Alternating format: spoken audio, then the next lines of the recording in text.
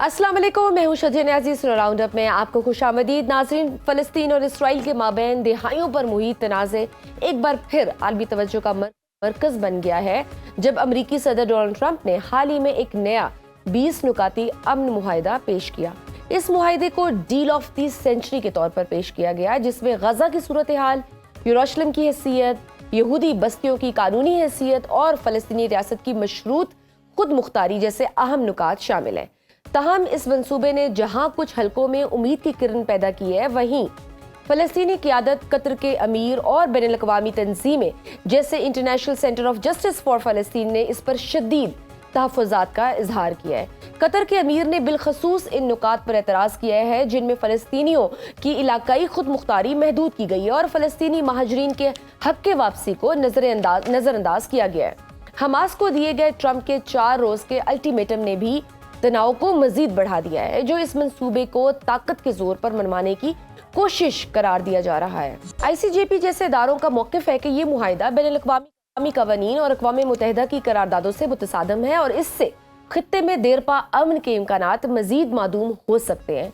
इस पस मंज़र में 1967 की अरब इसराइल जंग के बाद तय पाने वाली हदबंदी और ओज़लो मुआहिदा जो 1993 में हुआ था, वो ख़ास अहमियत रखते हैं, जिनमें फ़लस्तीनी खुद मुख्तारी, यरूशलेम की हैसियत और सिक्योरिटी ताउन जैसे अमूर पर जुज़वी इत्तफ़ाक़ी राय कायम हुआ था।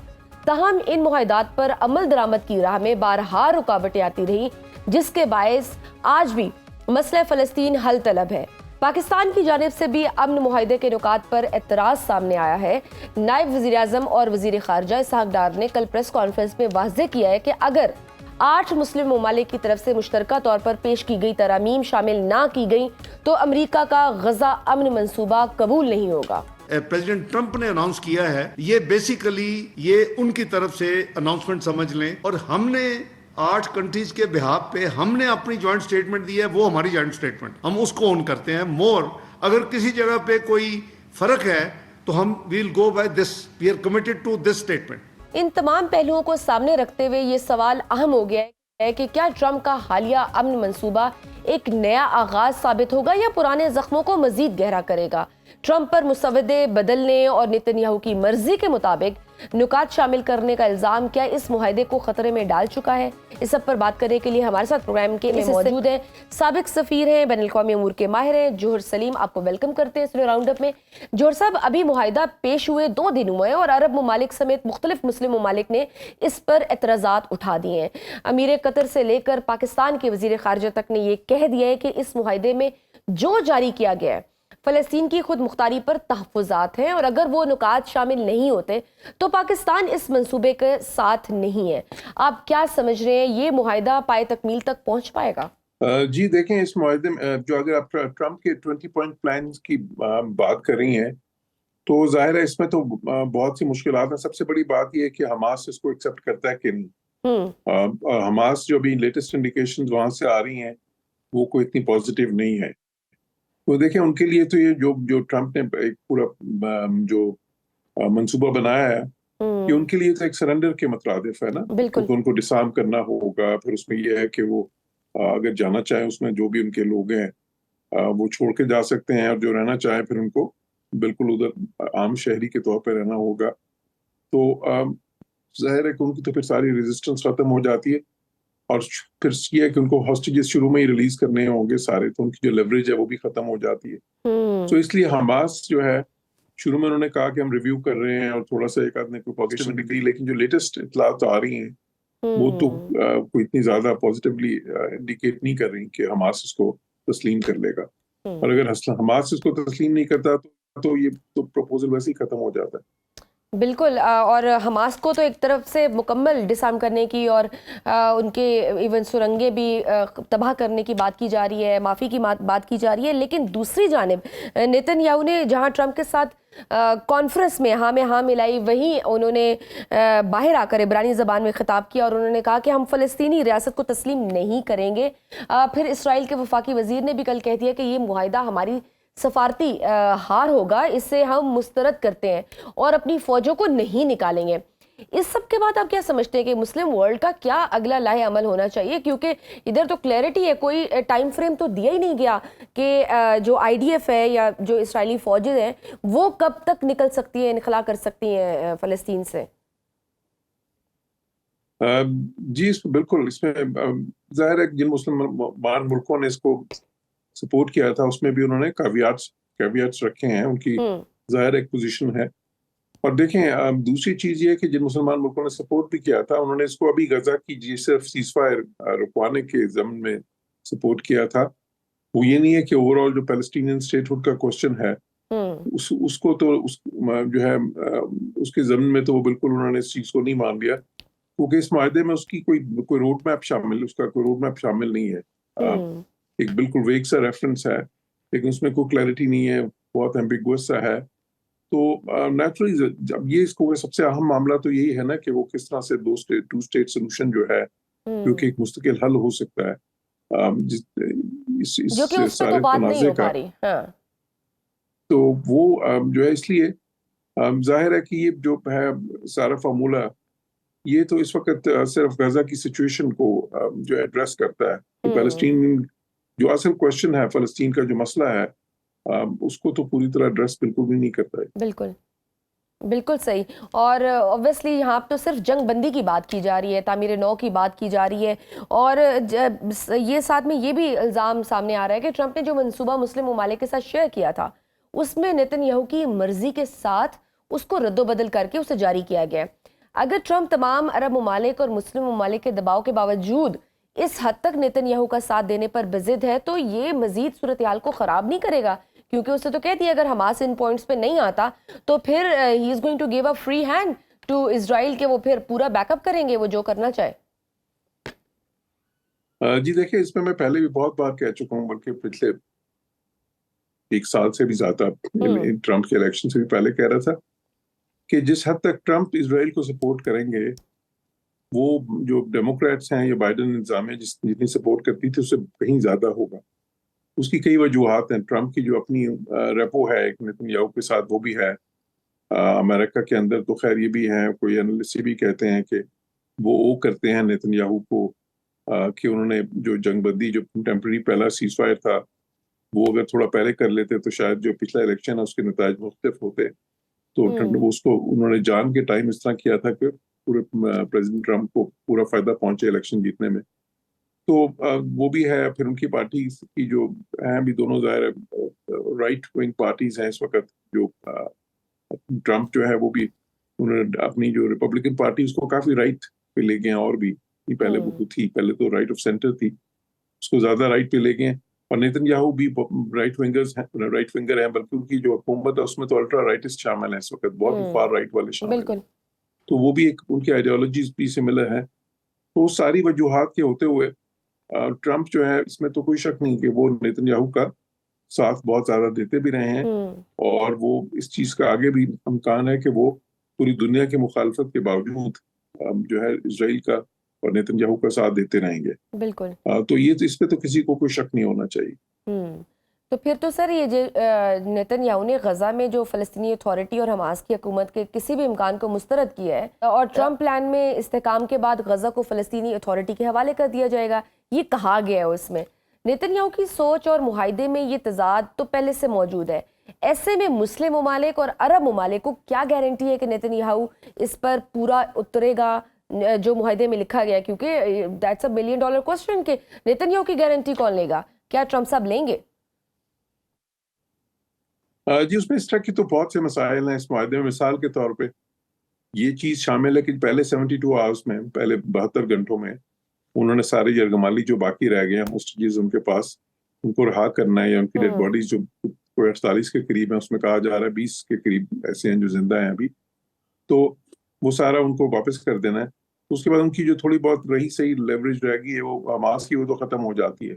اس کے بعد اگر کوئی بھی چیز کسی بھی چیز کو بہانہ بنا کے اگر نیتن یاہو باقی جو معاہدہ اس پہ عمل درآمد روک دیتا ہے تو بالکل اس کا امکان موجود ہے. اگر ٹرمپ اس کی گارنٹی بھی دیتے ہیں تو اس پہ بھی دیکھیں اسرائیلیز نے اب ظاہر ہے کتنی سٹیٹمنٹس آ گئی ہیں جس میں وہ آلریڈی ابھی سے یہ کہہ رہے ہیں کہ وہ معاہدے کو اپنی مرضی سے ایک قسم کا چینج کرنا چاہ رہے ہیں کہ جی ہماری فوج تو ادھر بھی رہے گی اور جو ہے نا فلاں فلاں جگہ پہ بھی ہمارا کنٹرول ہوگا. تو اور وقت کے ساتھ ساتھ مزید مطالبات بھی چیزیں سامنے آ سکتی ہیں. تو اس لیے یہ جو ہے بہت ہی مشکل معاہدہ ہے اور اسی لیے مجھے نہیں لگتا کہ حماس اس کو ایکسیپٹ کرے گی. بالکل صحیح. اور حماس کی جانب سے جو حالیہ بیان آیا ہے کہ قطر ترکی کے ساتھ مشاورت کے بعد کہ وہ اس معاہدے میں کچھ ترامیم چاہتے ہیں اور حماس کے افراد کی جان کی ضمانتیں چاہتے ہیں اور مزید تفصیلی ترامیم وہ 2 سے 3 دن میں دیں گے. آپ کو لگتا ہے کہ حماس کی ترامیم کو نیتن یاہو یا ٹرمپ قبول کریں گے؟ نیتن یاہو ابھی تک تو بہت ہی انفلیکسیبل جو ہے نا ان کی جو اپروچ ہے بہت ہی زیادہ انفلیکسیبل رہی ہے اس سے پہلے بھی. اور ان کی کوشش مسلسل یہ ہے کہ یہ جو جنگ ہے یہ جاری رہے, یہ کانفلکٹ جاری رہے, اسرائیل کا جو وہ انویژن ہے غزہ کا وہ جاری رہے. اس کی وجہ یہ ہے کہ ان کی جو سیاسی بقا ہے وہ اسی میں ہے. ان کو جو اس وقت ان کی حکومت جو ہے ان کی اپنی پارٹی کے پاس تو اکثریت نہیں ہے. ان کی حکومت کھڑی ہے کچھ بہت ہی زیادہ جو ہے نا فار رائٹ جو پارٹیز ہیں وہاں کی الٹرا کنزرویٹو ان کی حمایت سے. اور وہ پارٹیز تو ایسی ہیں جو یہ کہتی ہیں وہ نہ صرف وہ یہ جنگ بند نہیں کرنا چاہتی, وہ تو کہتی ہیں کہ پورے غزہ پہ قبضہ کریں, بلکہ وہ تو کہتی ہیں ویسٹ بینک پہ جو ہے اس پہ بھی قبضہ کریں اور جو ہے یہ ساری اور اس کے اوپر پھر جو ہے نا اپنی سیٹلمنٹس بنائیں. تو ان کا موقف تو ایسا ہے, بلکہ وہ تو کہتی ہیں کہ اگر یہ پلان جو ہے اس پہ عمل درآمد کیا نیتن یاہو نے تو وہ یہ اس حکومت سے باہر جو ہے نا اس کی سپورٹ چھوڑ دیں گی اور یہ حکومت گر جائے گی.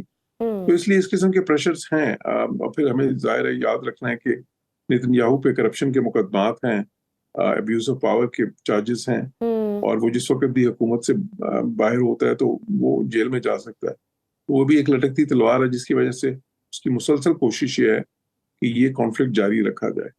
تو اس لیے جب امریکہ کا بہت زیادہ دباؤ آتا ہے تو وہ اصولی طور پہ کچھ چیزیں مان لیتا ہے, لیکن وہ بھی اس لیے کہ اس کو اب جس طرح یہ 20 پوائنٹ والا جو مانا ہے یہ ٹھیک ہے تسلیم کیا ہے کہ جی ہم مانیں گے کیویٹس کے ساتھ, آلدو کہ اس میں اپنی پھر جو وہ آلٹریشنز اپنی طرف سے خود ہی کر رہے ہیں, لیکن اس امید پہ اور بلکہ خاصی زیادہ ان کو امید اس چیز کی ہے کہ حماس اس کو تسلیم نہیں کرے گا اور پھر اونس جو ہے اس کو تسلیم نہ کرنے کا وہ حماس پہ آ جائے گا اور پھر وہ پوری طرح سے جو اپنا فوجی آپریشن ہے اس کو پہلے سے بھی زیادہ شدت سے جاری رکھیں گے. بالکل, کیونکہ سر اگر حماس سرنڈر کر بھی دیتا ہے اور یہ ساری چیزیں پلان کے تحت چل بھی جاتی ہیں تو پھر کیا گارنٹی ہے کہ نیتن یاہو صاحب کچھ عرصے بعد کہیں کہ جی وہ کوپریٹ نہیں کر رہے تھے اور چیزیں اس طرح سے نہیں تھیں اور وہ پھر سے دوبارہ سے اٹیک کر لے, اپنے یرغمالی بھی وہ لے لے اور حماس کو بھی وہ ڈسارمڈ کر لے اور اس کے بعد وہ دوبارہ سے پوری شدت سے آئے؟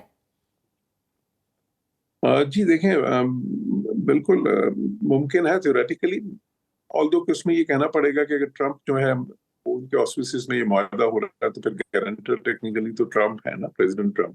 تو پھر اگر وہ اس طرح کرتے ہیں تو ان کی ساکھ پھر تو ٹرمپ کی ساری ساکھ مجروح ہو جاتی ہے اس میں. تو ظاہر ہے کہ جب معاہدہ سائن ہوئے گا تو اس میں پھر کچھ گارنٹرز بھی ہوں گے اور اگر پریزیڈنٹ ٹرمپ گارنٹر بنتے ہیں تو پھر آپ کی گارنٹی والی بات تو ایک قسم کی پوری ہو جاتی ہے کہ گارنٹی ہوگی کچھ, لیکن اس گارنٹی کے باوجود بھی اگر اسرائیل کوئی بہانے بناتا ہے اور اس کے بعد عمل درآمد روک دیتا ہے تو بالکل ممکن ہے ایسا, کیونکہ وہ ماضی کی بھی جو ان کی جس طرح کا ریکارڈ ہے اس میں بالکل جس طرح سے انہوں نے دوحہ پہ اٹیک کیا, جس طرح سے انہوں نے ایران پہ اٹیک کیا جب یہ مذاکرات چل رہے تھے, ان کو سبٹاج کیا, تو گارنٹی تو واقعی کوسچنیبل چیز ہے. ناظرین وقت چھوٹی سی بریک کا, دیکھتے رہیے Suno round up. Welcome back to Suno round up. سر منصوبے کے تحت فلسطین میں جو کہا جا رہا ہے کہ ایک عارضی سیاسی سیٹ اپ ہوگا اور اس کا حتمی جو اختیار ہوگا وہ ٹرمپ صاحب اپنے پاس رکھیں گے اور ٹونی بلیئر کو وہاں کی کمان یا ہیڈ بنایا جائے گا. اب ٹونی بلیئر کے حوالے سے بھی ہمیں پتہ ہے کہ وہ کیا ایک اوپینین رکھتے ہیں, ایک ان کی اپنی ایک کنسرننگ تاریخ ہے جو انہوں نے عراقیوں کے ساتھ کیا تھا. تو ایک ایسے متنازع شخص کو فلسطین میں امن کے لیے بھیجنا کیا دانش مندی کہی جا سکتی ہے؟ اوبویسلی وہ پھر فلسطینیوں کے انٹرسٹ کے لیے تو نہیں, ان کی پروٹیکشن تو نہیں کریں گے نا, ان کا ٹلٹ تو پھر اسرائیلیز کی طرف ہی ہوگا, یا اس کے پیچھے بھی آپ کو کوئی لگتا ہے کہ کوئی خاص منصوبہ ہی ہے؟ مطلب عرب ممالک سے بھی تو سر ریپرزنٹیشن ہو سکتی تھی نا. جی اس چیز کا امکان بالکل موجود ہے کہ ٹونی بلیئر جو ہے ان کا بالکل ان کا تھوڑا سا جو ظاہر ٹلٹ ہے وہ اسرائیل کی طرف ہی ہوگا. ان کے ماضی کی ایک تاریخ ہے. عراق وار کے بہت بڑے حامی تھے, اس لیے وہاں پہ عرب ملکوں میں خاصے نہ وہ انپاپولر بھی ہیں. پھر چل یہ ہے کہ چلیں ٹونی بلیئر کی ایک بلیک 10 سال وہ کے قریب وہ وہاں پہ وزیر اعظم رہے ہیں. ایک ان کی تھوڑی جو ہے نا مغرب میں تو ایک کریڈیبلٹی ہے, اگرچہ وہ کریڈیبلٹی عرب ورلڈ میں نہیں ہے. تو اس کے علاوہ بھی کوئی پرسنالٹی ہو سکتی ہے, بیکاز وہ بورڈ پہ صرف ایک ان کا کنٹرول تو نہیں ہوگا.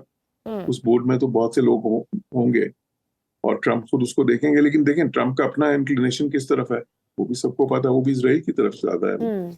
تو وہ اب دیکھیں یہ اس وقت جو سچویشن ہے اس کو انگلش میں کہتے ہیں between the dual and the deep sea, ٹھیک ہے نا جی, یا ہابسنز چوائس. یہ جو ہے اس وقت بہت ہی بیٹر پل ہے جو حماس کے آگے رکھی گئی ہے, اور جو ہے ان کے پاس بھی بہت زیادہ کوئی چوائسیز نہیں ہے اس وقت حماس کے پاس. تو اب اس کے بعد تو ان کے پاس جو چوائس ہوگی وہی ہوگی کہ بس وہ اپنے آخری دم تک لڑتے رہیں. اب جو ہے اور میرے خیال ہے کہ حماس میں بہت سے ایسے لوگ موجود ہیں جو کہ حماس کی جو تاریخ ہے اس میں بالکل اس طرح کے واقعات سے بری ہے. تو شاید پھر ہمیں جو ہے اگر یہ نہیں ہوتا اور حماس انکار کر دیتی ہے, اسرائیل کو بہانہ مل جاتا ہے, اس کے بعد تو جو خون ریزی ہم پہلے دیکھ رہے ہیں مطلب آپ پھر مزید ورس ہی ہوگی, جنگ کی طرف بڑھ سکتے ہیں معاملات اگر مسلم ورلڈ بھی جو ہے وہ انکار کر دیتی ہے اور وہ ترامیم جو دیتی ہے اس سے نیتن یاہو نہیں مانتے, تو یہ حالات مزید ورس ہو سکتے ہیں اس سے. جی مسلم ورلڈ کا بالکل دیکھیں ان کی سپورٹیو رول ہے. مسلم ورلڈ ڈائریکٹلی تو انوالو نہیں ہے وہاں پہ, جو آن گراؤنڈ ریئلٹی ہے اس میں تو بیسیکلی اسرائیل ہے اور حماس ہے. لیکن غزہ کی جہاں تک بات کریں تو وہاں پہ بہت زیادہ خون ریزی پھر ہو سکتی ہے, بیکاز غزہ سٹی جو ہے 1 ملین کی آبادی ہے, اس میں 7 لاکھ لوگ تو انہوں نے آلریڈی اسرائیل نے ڈرا کے وہاں سے موو کروا دیا ہے. 3 لاکھ رہ گئے, ان کو بھی وہ ظاہر ہے کہ بہت زیادہ پش کریں گے کہ وہ بھی نکل جائے وہاں سے, یا جتنے بھی نکلیں گے, اور پھر وہ جو غزہ سٹی ہے اس کو تو بالکل ہی ملیمیٹ کر دیں گے اس کے بعد. تو یہی ان کا پلان ہے, اور پھر باقی بھی ظاہر ہے جو غزہ ہے اس پہ جائیں گے, باقی جو پاکٹس رہ جائیں گی جو ان کے خیال میں پاکٹس آف ریزسٹنس ہوں گی حماس کی, پھر ان کو ختم کریں گے. تو اس میں ظاہر ہے کہ کیونکہ جب وہ اس طرح کی کوشش کرتے ہیں تو اس میں جس کو وہ کولیٹرل ڈیمیج کہتے ہیں, یعنی کہ جو نہتے بیچ میں لوگ ہیں, خواتین اور بچے زیادہ تر, کیونکہ ابھی بھی جو ہلاکتیں وہاں پہ ہوئی ہیں 70,000 سے زیادہ ہی ہیں اصل میں, تو اس میں 2/3 تعداد جو ہے وہ تو خواتین اور بچوں کی ہے. جی تو اب اور پھر وہاں پہ جو اس وقت کنڈیشنز ہیں, نہ وہاں پہ بجلی ہے, نہ پانی ہے, نہ کھانا ہے, نہ ہی ادھر اس وقت کوئی شیلٹر ہے, کیونکہ 90% بلڈنگز تو تباہ ہو گئی ہیں. وہاں پہ تو اس وقت جو ہے نا بیسک امینٹیز جو ہیں جو ایک ہیومن ہوتی ہیں ایگزسٹنس کے لیے, اس میں سے کچھ بھی ایگزسٹ نہیں کر رہا لٹرلی. اب کوئی کسی قسم کی ہیلتھ کیئر ایگزسٹ نہیں کر رہی, اسکول وغیرہ کا تو کیا اس وقت کہنا. تو مطلب ایک بالکل ظاہر ہے جینوسائڈ لائک کنڈیشنز ہیں. تو وہاں پہ تو اگر یہ بات نہیں بنتی تو پھر جو اس کے بعد ہوگا وہ تو پھر بہت ہی ایک جو ہے نا پوری دنیا کے لیے بہت ہی افسوس کا مقام ہوگا, مشکلات کھڑی ہو جائیں گی. The world would have failed the Palestinians. ٹھیک سر, اکثریت مسلم ممالک اور بالخصوص پاکستان میں عوامی سطح پر اور ریاستی پالیسی کے تحت بھی فلسطین کی 1967 والی حدود پر فیصلے کو تسلیم کیا جاتا ہے, لیکن موجودہ صورتحال تو انتہائی مختلف ہے. خاص طور پر اوزلو معاہدہ جو یاسر عرفات نے 1993 میں کیا تھا, اس کے بعد سے تو کیا موجودہ امن معاہدہ ان دونوں معاہدوں سے الگ مزید فلسطینی حدود کو کم کرنے کا نہیں ہے؟ جی بالکل ایسا ہی ہے. اوسلو اکارڈ میں بھی جو بات ہوئی تھی کہ جو ایک فلسطینی آزاد ریاست بنے گی, وہ صرف 22% رقبے پہ مشتمل ہونی تھی. 22% فلسطین جو اصل فلسطین تھا جو اسرائیل کے قبضے سے پہلے 1947 تک, تو وہ 22% بھی اب اسرائیلی نہیں دینا چاہتے. اس کے بعد سے وہ مسلسل جو ہے اوسلو اکارڈ جب سے ہوئے ہیں آہستہ آہستہ اس سے بھی وہ ریگل آؤٹ کرتے جا رہے ہیں. لیگل سیٹلمنٹس انہوں نے جو ہیں اپنے بہت زیادہ بنا لی ہیں, اور اب ان کا بالکل دل نہیں ہے کہ وہ ان کو کچھ بھی دیں. جو اصل میں اسرائیل کی جو داخلی سیاست ہے اگر اس کی طرف آپ نظر ڈالیں تو وہاں پہ تو کوئی اس کی اتنی حمایت نہیں ہے, لوگوں میں ہے, لیکن جو پارٹیز ہیں اس وقت پارلیمنٹ میں وہ تو زیادہ تر جو ہے نا ان کے خیالات تو بہت ہی زیادہ اینٹی پیلسٹینین ہیں. ٹھیک سر، یہ ٹرمپ کے جو 20 نکاتی امن پیکٹ ہے یا پلان ہے، اس کے بعد بھارت کی جانب سے بھی اس کا بڑا خیر مقدم کیا گیا. بھارت کے حوالے سے ایک تشویش بھی سامنے آئی ہے، وہ اس معاہدے کی آڑ میں کشمیر کے بھی 2 ریاستی حل کی بات کر سکتا ہے. کیا یہ ممکن ہو پائے گا، اور کیا واقعتاً غزہ امن معاہدہ کشمیر کے حوالے سے تنازع پر بھی اثر انداز ہو سکتا ہے؟ آپ دیکھیں، غزہ معاہدے کا کشمیر سے تو خیر اتنا تعلق نہیں ہے، جو جموں کشمیر کا ظاہر ہے ڈسپیوٹ ہے، لیکن یہ چیز ہے کہ اسرائیل کی اور انڈیا کے تعلقات بہت ہی زیادہ اچھے ہیں اور بہت زیادہ کوارڈینیشن ہے ان کی آپس میں. ان کی ڈیفنس کوپریشن بہت زیادہ ہے، انٹیلیجنس کوپریشن بہت زیادہ ہے. جو ہے آپس میں یہ جموں کشمیر میں بھی جو جس طرح کے مظاہرے ہندوستان نے شروع کیے ہیں پچھلے 4-5 سال میں، جی اس چیز کے شواہد ہیں کہ وہ اسرائیل جو ہے نا اس کے وہاں کے ایڈوائزرز نے انڈیا کو ایک اسٹریٹجی جو ان سی بنا کے دی کہ جی دیکھیں ہم نے اس طرح کیا، آپ اس طرح کریں. تو اس طرح کی کوارڈینیشن موجود ہے اسرائیل اور انڈیا کے درمیان خاصے عرصے سے. ٹھیک، لاسٹ کوسچن، اس امن معاہدے کے ہونے یا نہ ہونے دونوں صورتوں میں ہمارے اس خطے میں خاص طور پر پاک، ایران، چین کے معاملات پر براہ راست یا انڈائریکٹلی کیا اثر پڑ سکتا ہے؟ دیکھیں، براہ راست ہمارے خطے پہ تو ظاہر ہے یہ ہے کہ ظاہر جو پورے عوام ہیں ان کے جذبات جو ہیں وہ فلسطینی جو عوام ہیں ان کے ساتھ ہیں، اور ظاہر ہے کہ وہ ایک بہت بڑا ایک ایموشنل لنک ہے. لیکن اس کے علاوہ اور پھر دوسری چیز یہ ہے کہ اگر اسرائیل یہ سارا کچھ جاری رکھتا ہے تو دیکھیں پچھلے 1 سال میں انہوں نے 7 ملکوں پہ حملہ کیا، جس میں ایران بھی شامل تھا، اور ایران تو ہمارا بالکل ہمسایہ ہے. جی تو اس چیز کا اندیشہ بھی موجود ہے کہ اسرائیل کسی وقت پھر دوبارہ ایران کے ساتھ کوئی نئی جنگ شروع کرے یا نئی کوئی اسٹرائکس کرے ایران پہ. تو اس حوالے سے ایک لنکیج ہے. ادر دین دیٹ تو ظاہر ہے کہ وہ مسئلہ ایسا ہے کہ جس کا زیادہ تر تعلق جو ہے وہ مشرق وسطیٰ سے ہے، اور وہاں کے امن و سلامتی کے لیے وہ ڈائریکٹ تھریٹ ہے. ٹھیک، تو سر ڈونلڈ ٹرمپ نے بھی تو ایران کا ذکر کیا تھا نا کہ ہی سیڈ کہ ہی ول ٹرائی کہ وہ ایران کو بھی آن بورڈ لے لیں. آپ کیا دیکھ رہے ہیں کہ ایران اس معاہدے کا حصہ دار بنے گا، اس کو ایکسیپٹ کرے گا؟ کیونکہ یو نو دیٹ کہ ایران از دی مے بی اونلی کنٹری جو کہ حماس کو کنونس کر سکتی ہے. جی، ایران جو ہے وہ ان ساری تنظیموں کو، جس میں حماس ہے یا حزب اللہ ہے یا حوثیز ہیں یا عراق میں بھی اس طرح کے بہت سے گروپس ہیں، ان کو سپورٹ کرتا رہا ہے، ماضی میں ابھی بھی شاید کر رہا ہے. تو ایک کچھ ہے بالکل تہران کا یا ایران کا ان پہ انفلوئنس، لیکن ایران اپنا انفلوئنس جو ہے وہ اس طرح سے اس معاہدے کے لیے کیوں استعمال کرے گا؟ اچھا، کیونکہ وہ جو ہے نا وہ سمجھیں گے کہ یہ معاہدہ جو ہے یہ کوئی اتنا زیادہ بالکل آئیڈیل نہیں ہے، حماس کے حق میں تو ہے ہی نہیں. اور جو فلسطینی عوام ہے وہاں کے، ان کے لیے بھی ایران کے پوائنٹ آف ویو سے کوئی بہت زیادہ فیوریبل نہیں. بالکل بالکل. بہت شکریہ بین الاقوامی ماہر اور سلیم ہمارے ساتھ موجود تھے. ناظرین، وقت ہے چھوٹی سی بریک کا، دیکھتے رہیے Suno round up. Welcome back to Suno round up. Suno round اپ کے اس حصے میں ہمارے ساتھ موجود ہیں ایئر مارشل عامر مسعود صاحب. آپ کو ویلکم کرتے ہیں سنو راؤنڈ اپ میں.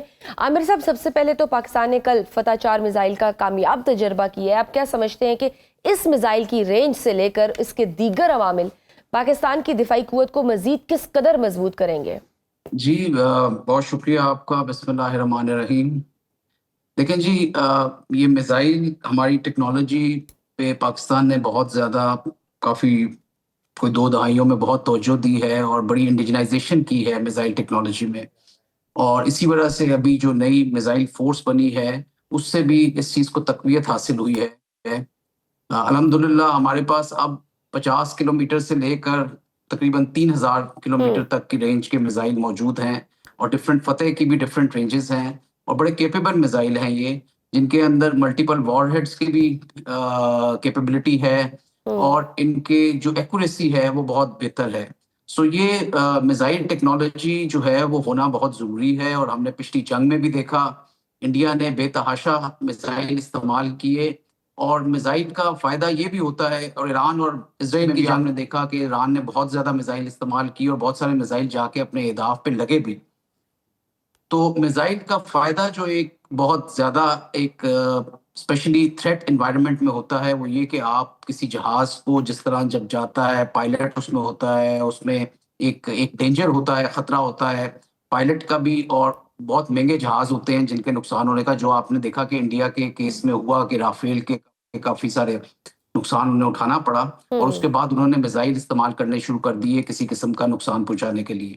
سو میرا خیال میں فتح میزائل بھی ایک سمبولک بھی ہے، اور یہ چیز بھی اس چیز کی نشاندہی کرتا ہے کہ پاکستان الحمدللہ اس ٹیکنالوجی میں ایک کافی قوت رکھتا ہے، اس مہارت رکھتا ہے، اور یہ اوور پیریڈ آف ٹائم اس کو بہت ماڈرنائز کیا ہے، اور اسٹیٹ آف آرٹ ٹیکنالوجی موجود ہے پاکستان کے پاس تمام اہداف کو نشانہ بنانے کے لیے جو کہ ہندوستان کے اندر موجود ہیں. جس طرح ہندوستان یہ کلیم کرتا ہے کہ ہم پاکستان کی لینتھ اینڈ بریتھ میں تمام ٹارگٹس کو ہٹ کر سکتے ہیں اپنے میزائل کی قوت سے، تو پاکستان کے پاس بھی الحمدللہ وہ ٹیکنالوجی موجود ہے ریسیپروکیٹ کرنے کے لیے، ریسپانس کرنے کے لیے. ٹھیک، تو سر جب یہ ریسنٹلی جو پاک سعودی دفاعی معاہدے ہوئے ہیں جس کے تحت دونوں ممالک اپنی ٹیکنالوجی اور دیگر چیزوں کو بھی شیئر کریں گے، تو کیا یہ جو فتح 4 میزائل کا تجربہ ہے یہ ممکن ہے کہ بوقت ضرورت ہم سعودیہ میں بھی نصب کریں؟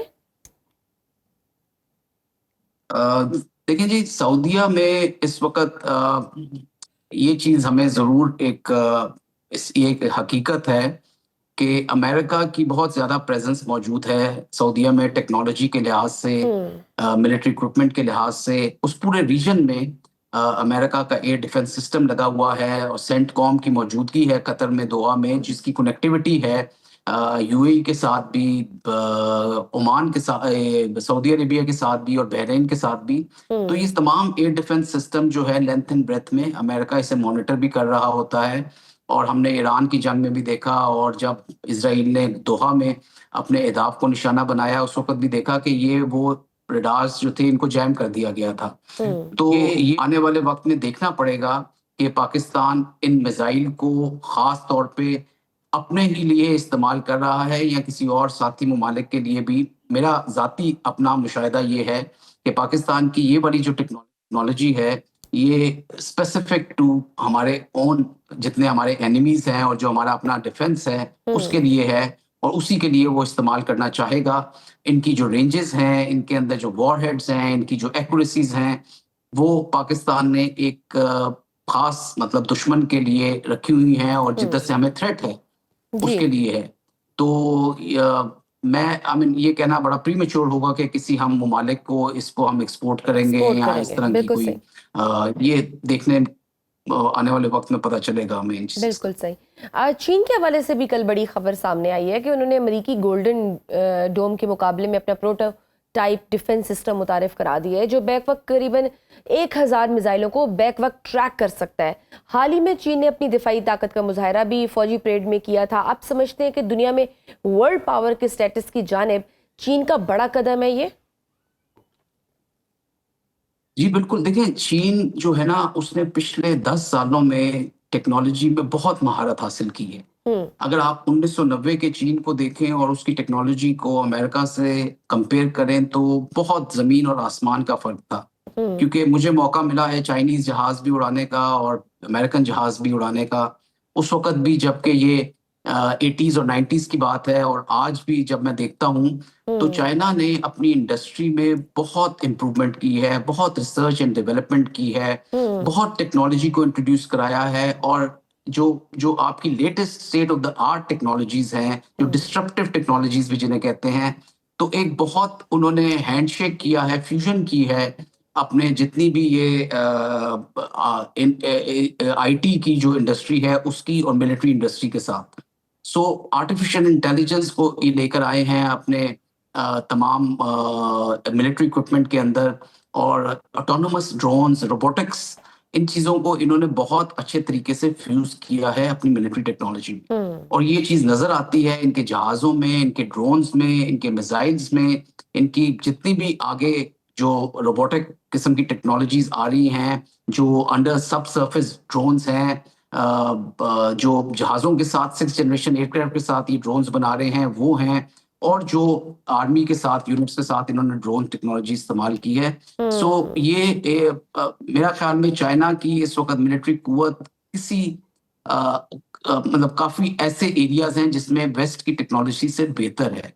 تو میں یہ مطلب بہت وثوق سے کہہ سکتا ہوں اور یقین سے کہہ سکتا ہوں کہ اگلے 5-10 سالوں میں چائنا شاید امریکہ کی ملٹری ٹیکنالوجی میں کم سے آگے بھی نکل جائے گا اور ایک بہت بڑی قوت ہوگا.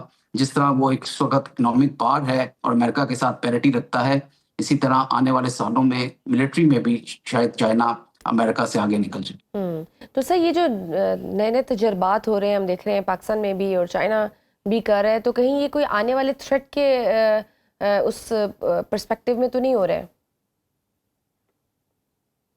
جی دیکھیں, تھریٹ تو ہوتا ہے اور تھریٹ ہمیں تو یقین ہے. مطلب جس طرح پہلے اس مئی میں جو ہمارا کانفلکٹ ہوا انڈیا کے ساتھ, اس سے پہلے جو ہمارا سینیریو ہوتا تھا, ایک سچویشن تھی وہ نو وار اور نو پیس کی ہمیشہ سے موجود تھی اور پاکستان ہمیشہ اس کی تیاری میں رہتا تھا. ایک چھوٹا ملک ہونے کی وجہ سے ہمیں یہ تھریٹ ہے, کیونکہ ہم نے ہسٹری میں دیکھا ہے, پاسٹ میں دیکھا ہے کہ ہمیں ہمیشہ انڈیا نے زیب کرنے کی کوشش کی ہے. ہر فورم میں اس نے کوشش کی ہے کہ پاکستان کو نیچا دکھایا جائے اور ہر طرح کی اس نے ایگریشن بھی کی ہے. تو وہ تھریٹ اب جو ہے آفٹر مئی جو ہے it is more war and لیس پیس والا چکر ہے. اور جو کچھ ہمارے ویسٹرن بارڈرز میں ہو رہا ہے, جس طرح کے انسیڈنٹس ہو رہے ہیں, جس طرح کی ٹیررزم ہو رہا ہے, یہ سب انڈیا کی بحث پہ ہو رہا ہے. ان کی پراکسیز ہیں جو یہاں پہ کام کر رہی ہیں اور کوشش کر رہی ہیں کہ پاکستان کو ہر طرح سے بلیڈ کیا جائے 2000 کٹس, اور ان کو جو ہے کمزور کیا جائے, ان کے اندر ٹیررزم پھیلایا جائے, ایک انارکی کریٹ کی جائے. اور یہ بھی وار کا ایک حصہ ہے جس کو 5th جنریشن وار بھی کہتے ہیں. انفارمیشن وار انہوں نے ہمارے خلاف لانچ کی ہوئی ہے.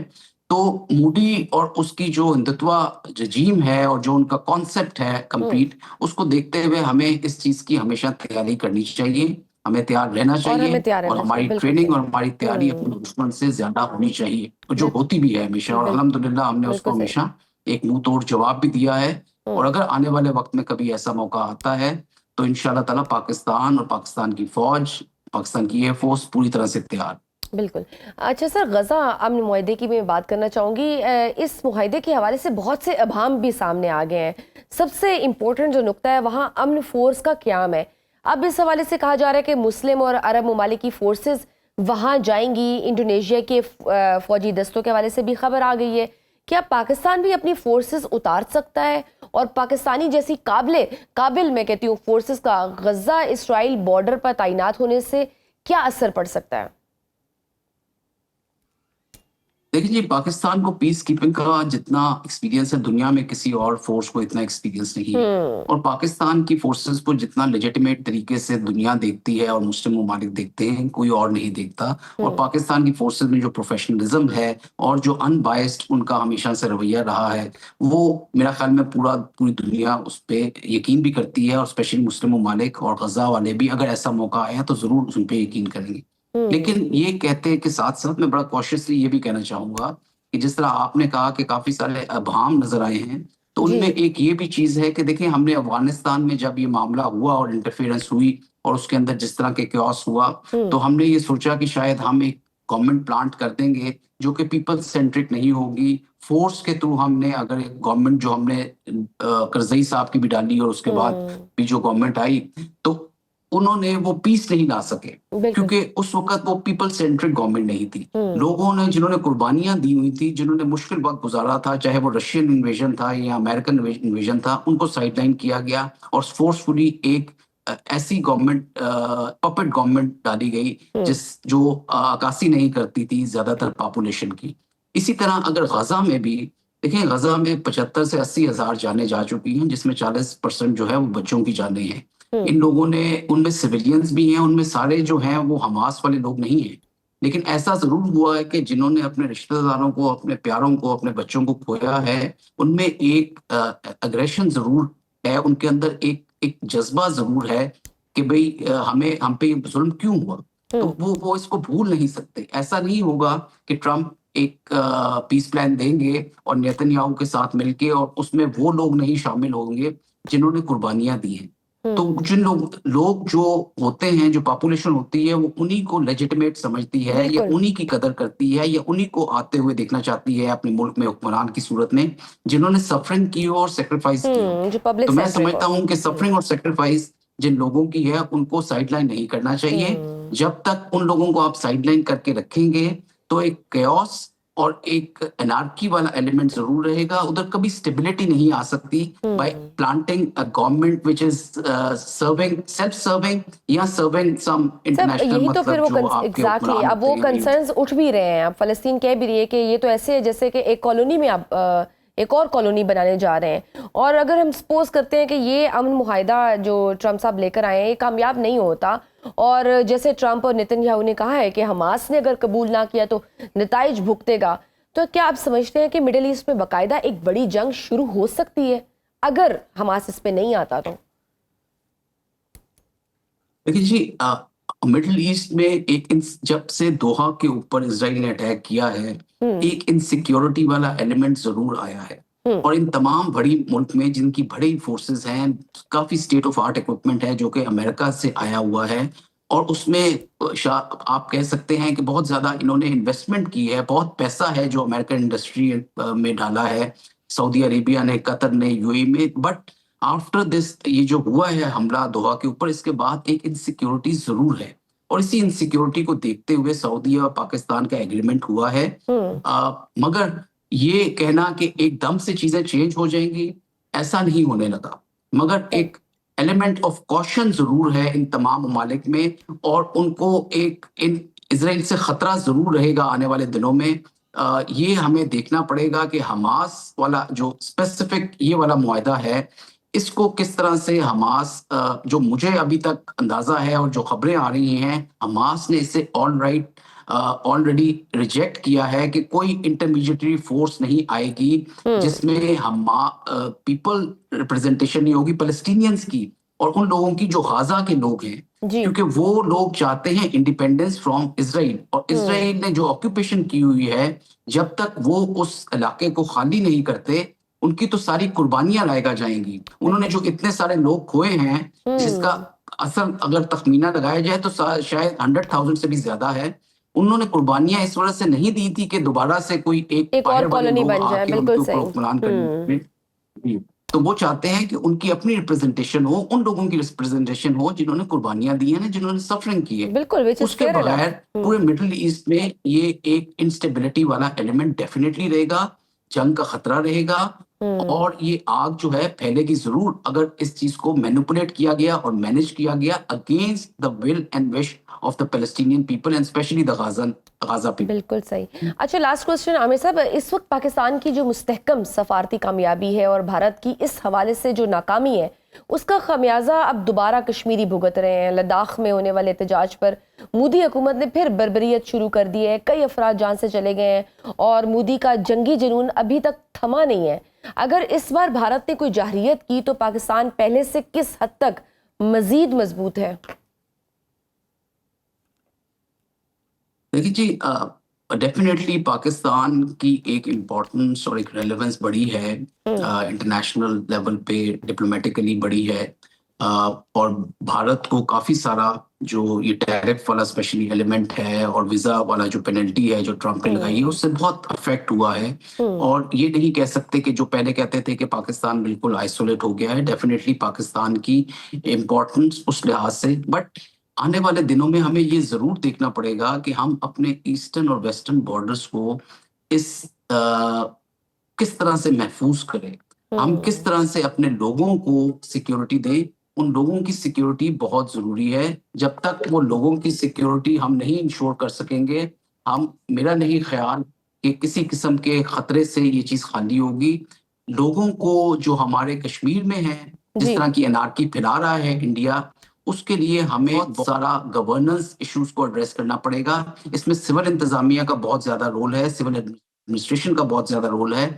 سملرلی کے پی میں اور بلوچستان میں فوج کو سائڈ پہ ہو کے کافی سارا انتظام جو ہے وہ سویلینز کے ہاتھ میں دے کر ان کو دکھانا پڑے گا کہ وہ لوگوں کو کس طرح سے ان کی ایکسپیکٹیشنز کو ایڈریس کریں. اور وہی ایک طریقہ ہے اس طرح کی انسرجنسیز کو, اس طرح کے ٹیررزم کو روکنے کا. جب تک لوگ سیف نہیں فیل کریں گے, جب تک لوگوں کی ایکسپیکٹیشنز کو پورا نہیں کیا جائے گا, جب تک لوگوں کے گریوینسز کو ایڈریس نہیں کیا جائے گا, کوئی بھی کوئی بھی دوسرا ملک آ کے اس خلا کو پورا کرنے کی کوشش کرتا ہے, اور ہمارا دشمن اس طاق میں ہمیشہ رہتا ہے. हमें ज्यादा इस वक्त तवज्जो देने की जरूरत है बॉर्डर के अंदर अपने लोगों के लिए, अपनी इंटरनल सिक्योरिटी के लिए। बिल्कुल, हमें अपने अंदरूनी क्राइसिस को एड्रेस करने की ज़रूरत है। बहुत शुक्रिया एयर मार्शल आमिर मसूद साहब हमारे साथ मौजूद थे, गुफ्तगू आपने सुनी। आज के प्रोग्राम में बस इतना ही, इजाज़त दीजिए, अल्लाह हाफ़िज़।